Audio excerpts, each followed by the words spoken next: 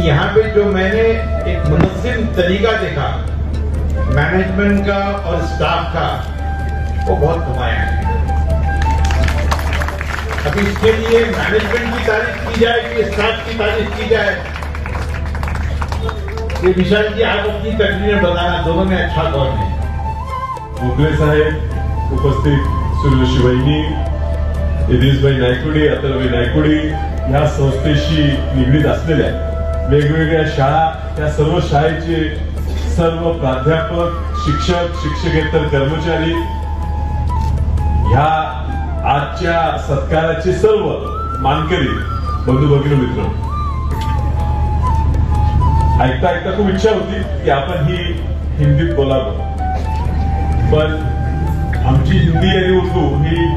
टीव्हीवर पाहणाऱ्या मालिकेपुरती मर्यादित आहे आणि समजते, मात्र बोलायला गेल्यावर जमत नाही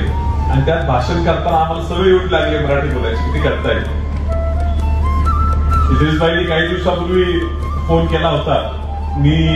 राहुल गांधींबरोबर भारत जोडो यात्रामध्ये सामील असल्यामुळे त्या ठिकाणी होतो। त्यांनी आग्रह केला की त्यांनी सांगितलं की गरिबांसाठी तुझ्या आजोबांनी काम केलंय, तू गरिबांसाठी जे कष्ट करणारे लोक आहेत त्यांचे काम कर, तू कमी वयात नगरसेवक झालाय,